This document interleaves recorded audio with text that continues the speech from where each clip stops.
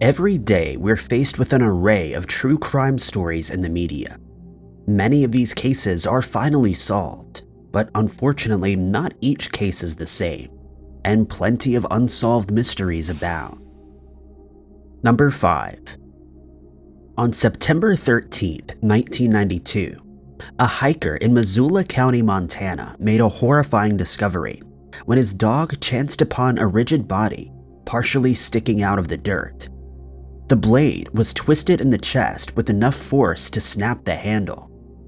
This case was a real mystery to crime scene detectives as they cordoned off the area to begin their forensic investigation.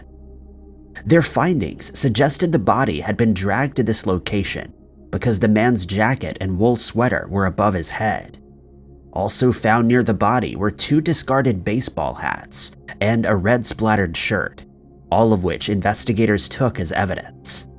Whoever had done this most likely cut their hand while thrusting the blade, leaving DNA behind after wrapping the shirt around their hand and applying pressure. Getting the John Doe case solved proved to be a difficult mystery. The man had been dragged to Orange Avenue Ranch or Peachtree Camp, an area off of I-90 where people without a home would often congregate. On this person, investigators found papers documenting nearby visits to the local homeless shelter, the last one being August 25th. Using this information, investigators identified the John Doe as 49-year-old William Timothy Adams. However, the true story behind this crime mystery was still far from solved. William Adams had left his family long ago to begin a new life wandering the tracks, jumping from train to train. He lived this way by choice and would occasionally visit his Montana relatives. He had no enemies in this area, but law enforcement detectives knew some local troublemakers who could have done this to him. The investigation went nowhere and was added to their list of cold case files. It wouldn't be until the formation of the Missoula County Cold Case Unit in 2019 that the files would be reopened. A retired detective contacted the Cold Case Unit to remind them of the William Adams mystery. The ex-detective had put many hours into the case and really wanted to know what had happened to this man once and for all. Cold case detectives knew that DNA technology was much better now than 1992, and so they resubmitted the red-stained shirt that they kept as evidence. The suspect's DNA on the shirt ruled out most of their suspects except for one. Leonard 8-Ball Owen had led a life of crime for quite a while and had plenty of stories that were strange but true. At the age of 18, he and his friends helped some inmates escape from a prison facility by tossing hacksaws through the windows, which the inmates used to file through the bars. Leonard Owen was caught and put away for his crime. By 1975, he was back in trouble for burglary after holding up 2 hotel clerks. As investigators examined more of his criminal history, they learned that in 1998, he was accused of taking another man's life with a blade in Mason County, Iowa. That was where 23-year-old John C. Vigor was found in the road near railway tracks in a crime scene that shared many similarities to the unsolved mystery of William Adams. To prove beyond a doubt that this was the person responsible, the Cold Case Unit teamed up with a nonprofit called Season of Justice, who paid for an expensive and extensive genetic profile. By comparing DNA from the shirt to a national DNA database, they were able to find a list of distant relatives. They then painstakingly traced everyone's family tree, member by member, until the scientific evidence led them to the brother of Leonard Owen. His brother, however, complied and provided DNA samples. Leonard Owen had passed away in 2005 from lung complications. Nonetheless, the brothers' test results showed that 8-Ball was the criminal responsible. 3 decades later, the unsolved mystery was finally solved. Number 4. In 2011, 26-year-old Giselle Preston of Anaheim, California, was an aspiring counselor and loving mother, and was excited to welcome a new child into the world, her 3rd one. On Christmas Eve, she and her husband, William Wallace, went to a Christmas party and then got into an argument back home that became quite physical. A glass table was shattered, and there were numerous other impacts before the night was through. The next morning, her excited children were told by their father that Christmas was ruined. Their mother sat on the couch wearing sunglasses, stony and silent. One of her children tried to get her attention, and she said nothing and felt cold to the touch. At 9:30 a.m. on Christmas Day 2011, paramedics in Anaheim, California received the shocking call from William Wallace. He told operators that his wife was unresponsive on the couch. The paramedics summoned the police to a potential crime scene. Suspicions immediately turned to William, and he was arrested.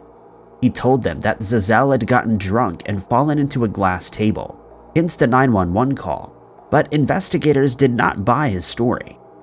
Neighbors would testify that they heard William and Zazelle arguing the night before, and William admitted to harming Zazelle during the argument. Zazelle's family accused William of being violent towards her on multiple occasions throughout their relationship, and that Zazelle was trying to build up the courage to leave him. Sadly, she wasn't able to leave before it was too late, resulting in the events of Christmas Day of 2011. It would take 10 years for William Wallace to go to trial for what he did, owing to the number of witness testimonies and pieces of forensic evidence that had to be collected before the trial. He was kept in prison while these materials were assembled. In 2021, William Wallace was found guilty and received a sentence to serve 15 years in prison, with credit for the 9 that he'd already served. During his trial, he admitted to arguing with Zazelle that night before a party, and his defense claimed that Zazelle had caused the injuries to herself after being intoxicated. Number 3.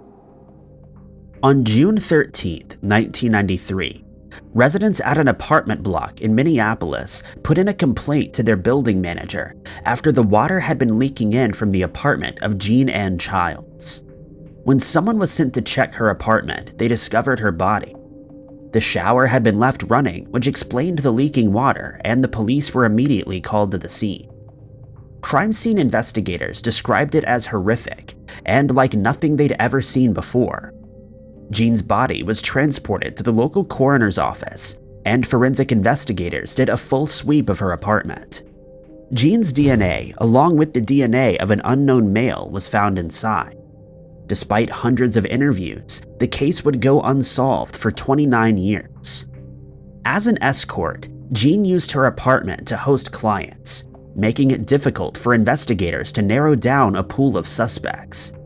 Investigators began working their way through a list of clients, but found themselves overwhelmed. With no match on the DNA found in Jeanne's apartment, the cold case became an unsolved Minnesota mystery. For years, investigators continued looking into Jeanne's unsolved case, but they were always missing that crucial piece of evidence.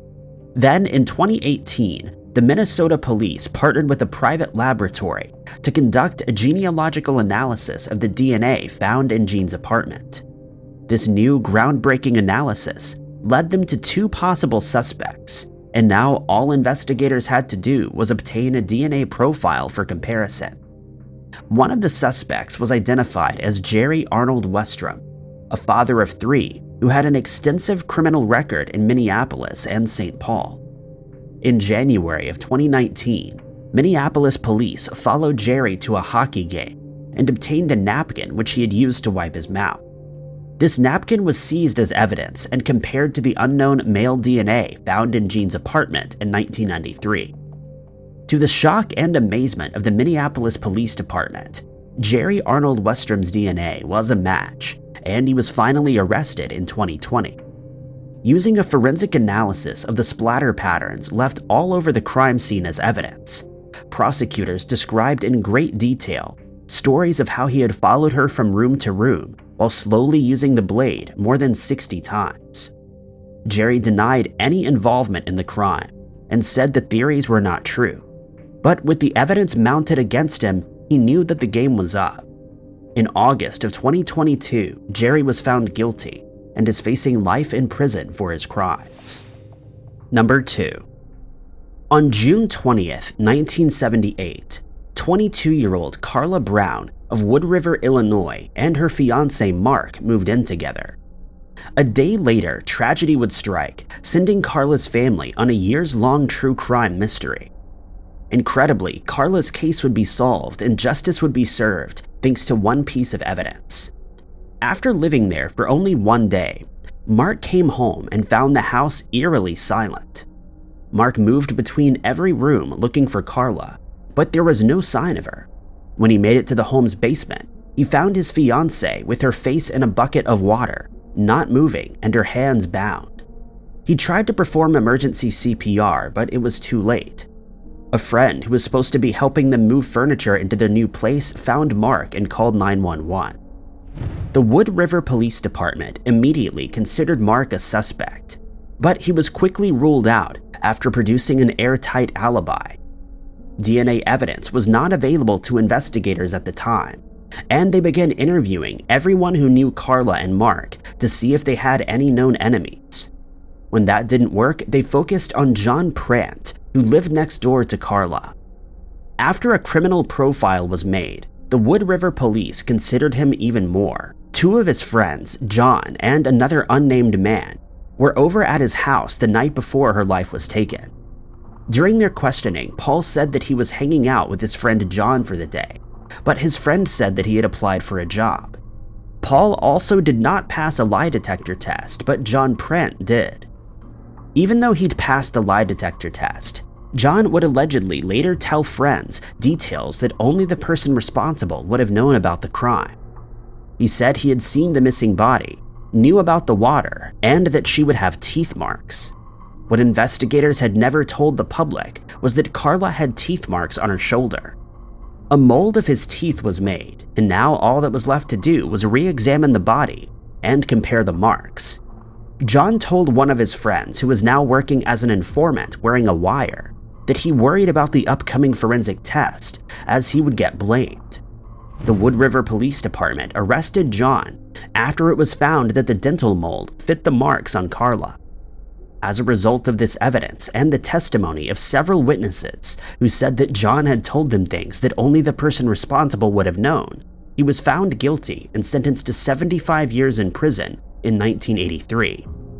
The validity of the evidence would later be called into question, with John Prant being paroled in 2019. Many still believe that John is guilty, and DNA evidence was tested, although the profile found underneath Carla's fingernails was too old to be tested. Until more evidence comes to light, we may never know whether John Prant is really responsible for what happened to Carla that June afternoon. Number 1. 27-year-old Mallory Manning was described as a sweet and caring young woman who, despite her issues, cared deeply for her friends and family. In 2008, Mallory was a known street worker in New Zealand and was looking forward to spending the holidays with those she loved. Unfortunately, that never happened, and nobody has ever been charged in what investigators believe is an unsolved true crime mystery. On December 18, 2008, Mallory donned her coat and a distinctive pink skirt and blue and white bikini top and headed out to Manchester and Peterborough streets in Christchurch, where her regulars knew to find her. By December 19th, her missing body was found at 6:40 a.m. by an early morning kayaker who saw something strange floating in the Avon River.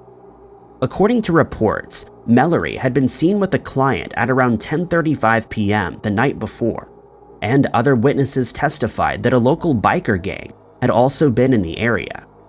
Data from a cell phone tower allowed case investigators to retrace her final moments before mysteriously disappearing. She was moving fast in a vehicle. Final text messages let them further narrow down suspects. Other clues were as follows. Her watch had malfunctioned from water damage at around 11 p.m. Marks on her body suggested she had been dragged through dense weeds. It looked like she'd put her arms up to defend herself against a blade and a metal pole. There were also marks around her neck. Finally, DNA belonging to an unidentified male was found on Mallory's body, but to this day, this profile has only been known as Male B. After ruling out a number of clients as suspects, police investigators turned to a local gang chapter of the Mongrel Mob. Detectives knew that women had to pay a protection fee if they wanted to be allowed to work the streets. A gang member was convicted with the crime, but later won an appeal years later when the evidence was deemed inadmissible. The exact events surrounding the trial have never been released to the public, but ever since the overturning of the case, Mallory's case has gone cold. The marks on her body were so extensive that detectives believe there has to be more than one person involved, as one man alone could not inflict so much damage. Anyone with information is asked to contact Crime Stoppers at 0800-555-111. Thank you guys so much for watching. If you liked this video, be sure to hit that like button. Also, don't forget to subscribe and click that notification bell to keep up to date with all of our future uploads. But my name is Ty Knotts, and I'll catch you guys in the next video.